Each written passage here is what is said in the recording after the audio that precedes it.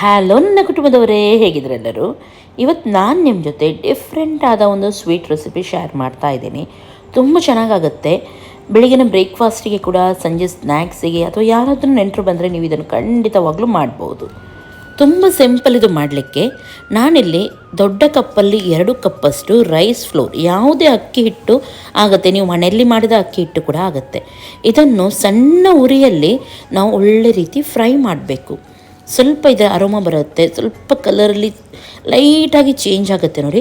ಅಷ್ಟು ತನಕ ಇದನ್ನು ಸರಿಯಾಗಿ ಈ ರೀತಿ ಫ್ರೈ ಮಾಡಿ. ಇವಾಗ ನೋಡಿ, ಲೈಟ್ ಕಲರಲ್ಲಿ ಸ್ವಲ್ಪ ಚೇಂಜ್ ಆಗಿದೆ, ಈ ರೀತಿ ಬರಬೇಕಿದು. ಇವಾಗ ಸಪ್ರೇಟಾಗಿ ಇದನ್ನು ತೆಗೆದು ಒಂದು ಪಾತ್ರೆಗೆ ಹಾಕೋಣ. ಇನ್ನೊಂದರಲ್ಲಿ ಸ್ವಲ್ಪ ತುಪ್ಪವನ್ನು ಹಾಕಿದ್ದೀನಿ, ಒಂದು 2 ಟೇಬಲ್ ಸ್ಪೂನಷ್ಟು ಹಾಕಿ ಇದಕ್ಕೆ ಸಣ್ಣ ಸಣ್ಣದಾಗಿ ಕಟ್ ಮಾಡಿದ ಕ್ಯಾಶುವನ್ನು ಸೇರಿಸಿದ್ದೀನಿ. ಸರಿಯಾಗಿ ಇದು ಕೆಂಪಾಗುವವರೆಗೂ ಇದನ್ನು ಫ್ರೈ ಮಾಡಿ.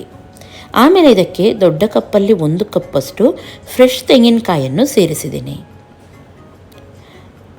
ಸ್ವಲ್ಪ ಹೊತ್ತು 1 ನಿಮಿಷ ಇದನ್ನು ಫ್ರೈ ಮಾಡಿದರೆ ಸಾಕು. ಇವಾಗ ಇದಕ್ಕೆ ಬೆಲ್ಲವನ್ನು ಕೂಡ ಹಾಕೋಣ. ಬೆಲ್ಲವನ್ನು ಹಾಕಿ ಚೆನ್ನಾಗಿ ಇದನ್ನು ಮಿಕ್ಸ್ ಮಾಡಿ. ಇವಾಗ ಗ್ಯಾಸನ್ನು ಆಫ್ ಮಾಡಿಬಿಡಿ. ಬೆಲ್ಲವನ್ನು ಹಾಕಿದ ತಕ್ಷಣ ಗ್ಯಾಸನ್ನು ಆಫ್ ಮಾಡಿ. ಆಮೇಲೆ ಇದಕ್ಕೆ ಏಲಕ್ಕಿ ಹುಡಿಯನ್ನು ಹಾಕಿ. ಓಕೆ, ಇವಾಗ ಈ ಸ್ಟಫಿಂಗ್ ರೆಡಿಯಾಗಿದೆ. ಇದನ್ನು ಪಕ್ಕದಲ್ಲೇ ಇಟ್ಕೊಳ್ಳೋಣ. ಇವಾಗ ಒಂದು ಪಚ್ಚಬಾಳೆ ಅಂತ ಹೇಳ್ತೀವಿ ನೋಡಿ, ಒಂದು 3ರಿಂದ 4 ಬಾಳೆಹಣ್ಣನ್ನು ತಗೊಂಡು ಚೆನ್ನಾಗಿ ಅದನ್ನು ಕಿವುಚಿ, ಚೂರು ಕೂಡ ಗಂಟಿರಬಾರ್ದು, ಆ ರೀತಿ ಕಿವುಚಿ ಮಿಕ್ಸ್ ಮಾಡಿ. ಸ್ವಲ್ಪ ಗಂಟಿದ್ರೆ ಏನಾಗಲ್ಲ, ಆದರೆ ದೊಡ್ಡ ದೊಡ್ಡ ಪೀಸ್ ಇರಬಾರ್ದು ಅಷ್ಟೇ. ಓಕೆ ನೋಡಿ, ಚೆನ್ನಾಗಿ ಇದನ್ನು ಕಿವುಚಿ ಆದಮೇಲೆ ಇವಾಗ ನಾವು ಇದಕ್ಕೆ ಹಿಟ್ಟಿತ್ತು ನೋಡಿ, ಅದನ್ನು ಹಾಕೋಣ. ರುಚಿಗೆ ತಕ್ಕಷ್ಟು ಸ್ವಲ್ಪ ಉಪ್ಪನ್ನು ಸೇರಿಸಿ, ಆಮೇಲೆ 1 ಅಥವಾ 2 ಚಮಚದಷ್ಟು ನೀವು ತುಪ್ಪವನ್ನು ಹಾಕಿದರೆ ಆಯಿತು. ಚೆನ್ನಾಗಿ ಇದನ್ನು ಮಿಕ್ಸ್ ಮಾಡಿ. ನೆನಪಿಡಿ, ಸ್ವಲ್ಪ ಹಿಟ್ಟು ಬಿಸಿ ಇರುತ್ತೆ, ಸ್ವಲ್ಪ ಬಿಸಿನೇ ಇರಬೇಕು. ಮೆಲ್ಲನೆ ಕೈ ಹಾಕಿ ನೀವು ಮಿಕ್ಸ್ ಮಾಡ್ತಾ ಹೋಗಿ. ಫಸ್ಟಿಗೆ ಸರಿಯಾಗಿ ಬಾಳೆ ಇದರಲ್ಲಿದು ಒಳ್ಳೆ ರೀತಿ ಮಿಕ್ಸ್ ಆಗಲಿ. ಆಮೇಲೆ ನಿಮಗೆ ಗೊತ್ತಾಗುತ್ತೆ ಸ್ವಲ್ಪ ಗಟ್ಟಿ ಇದೆ, ನೀರು ಬೇಕಾಗತ್ತೆ ಅಂತೇಳಿ. ಆ ಟೈಮಲ್ಲಿ ನೀವು ಸ್ವಲ್ಪನೇ ನೀರನ್ನು ಹಾಕಿ ಹಿಟ್ಟನ್ನು, ಚಪಾತಿ ಹಿಟ್ಟೆಲ್ಲ ಯಾವ ರೀತಿ ಹದಕ್ಕಿರುತ್ತೆ ನೋಡಿ, ಆ ಹದಕ್ಕೆ ತಂದರೆ ಆಯಿತು. ತುಂಬ ತೆಳುವಾಗಿ ಮಾಡಲಿಕ್ಕೆ ಹೋಗಬೇಡಿ. ಹಾಗಾಗಿ ಸ್ವಲ್ಪನೇ ನೀರನ್ನು ಹಾಕಿ ಕಲಿಸ್ಬೇಕು. ಫಸ್ಟಿಗೆ ಬಾಳೆ ಇದರಲ್ಲೇ, ಅದು ಬಾಳೆಹಣ್ಣಿನಲ್ಲೇ ಸರಿಯಾಗಿ ಕಲಸಿ, ಆವಾಗ ನಿಮಗೆ ಗೊತ್ತಾಗೋದು ನೀರು ಎಷ್ಟು ಬೇಕಂತ ಹೇಳಿ. ಇವಾಗ ನೋಡಿ, ಈ ರೀತಿ ಸಾಫ್ಟ್ ಇರಬೇಕು ಹಿಟ್ಟು ನೋಡಿ. ನಾನು ಕಲಿಸುವಾಗ ನಿಮಗೆ ಗೊತ್ತಾಗುತ್ತೆ ನೋಡಿ, ಈ ರೀತಿ ಬರಬೇಕು. ಇವಾಗ ಇದು ಪರ್ಫೆಕ್ಟ್ ಇದೆ ನೋಡಿ.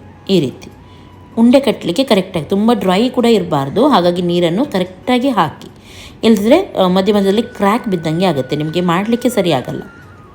ಇವಾಗ ಒಂದು ಉಂಡೆಯನ್ನು ತಗೊಂಡು ಕರೆಕ್ಟಾಗಿ ಅದನ್ನು ಈ ರೀತಿ ತೆಳುವಾಗಿ ರೌಂಡಾಗಿ ಮಾಡಿ. ಆದಷ್ಟು ತೆಳುವಾಗಿ ಮಾಡಿದರೆ ಚೆನ್ನಾಗಿರುತ್ತೆ. ಇಲ್ಲದಿದ್ದರೆ ಒಳಗಡೆ ಹೂರಣ ಕಮ್ಮಿ ಹಾಗೂ ಹಿಟ್ಟು ಜಾಸ್ತಿ ಆಗುತ್ತೆ. ಇವಾಗ ಕರೆಕ್ಟಾಗಿ ಇದನ್ನು ಈ ರೀತಿ ಹೂರಣ ಹಾಕಿ ರೌಂಡ್ ಶೇಪಲ್ಲಿ ತಂದು ಕರೆಕ್ಟಾಗಿ ಮಿಕ್ಸ್ ಮಾಡಿ. ಹೀಗೆ ನೋಡಿ, ಈ ರೀತಿ ಮಾಡಿದರೆ ತುಂಬ ಸಿಂಪಲ್ ಇದು, ಹಾಗೂ ಟೇಸ್ಟ್ ತುಂಬ ಅಂದರೆ ತುಂಬ ಚೆನ್ನಾಗಿರುತ್ತೆ. ಎಲ್ರಿಗೂ ಇಷ್ಟ ಆಗುತ್ತೆ. ಆ ಬಾಳೆಹಣ್ಣಿನ ಫ್ಲೇವರ್, ಬೆಲ್ಲ ಕರಗಿದ್ದು, ಕೊಬ್ಬರಿ ಹಾಗೂ ಗೇರು ಬೀಜ ಹಾಕ್ತೀವಲ್ಲ ಫ್ರೈ ಮಾಡಿದ್ದು, ಅದೆಲ್ಲ ಸೇರಿ ತುಂಬ ಸೂಪರ್ ಆಗುತ್ತೆ ನೋಡಿ. ಇದೇ ರೀತಿ ನಾವು ಎಲ್ಲವನ್ನು ಕೂಡ ಮಾಡಿದರೆ ಆಯಿತು.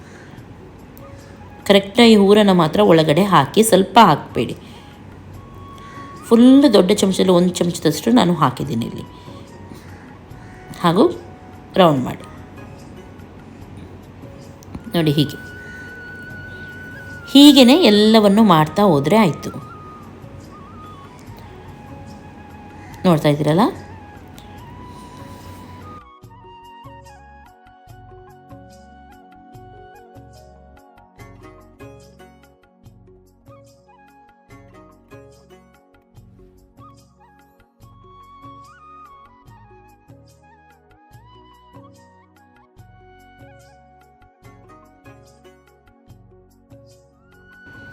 ಇದೆಲ್ಲವೂ ಮಾಡಿ ರೆಡಿಯಾಗಿದೆ. ಇಡ್ಲಿ ಪಾತ್ರೆಯಲ್ಲಿ ನೀರು ಬಿಸಿ ಮಾಡಲಿಕ್ಕೆ ಇಟ್ಟಿದ್ದೀನಿ, ಆಲ್ರೆಡಿ ಕುದೀತಾ ಉಂಟು. ಈ ಟೈಮಲ್ಲಿ ಇದನ್ನೆಲ್ಲ ಇಟ್ಟು ಬಿಡೋಣ. ಇಟ್ಟು ಮುಚ್ಚಿ ಒಂದು 10ರಿಂದ 15 ನಿಮಿಷ ಚೆನ್ನಾಗಿ ಇದನ್ನು ಬೇಯಿಸಿ.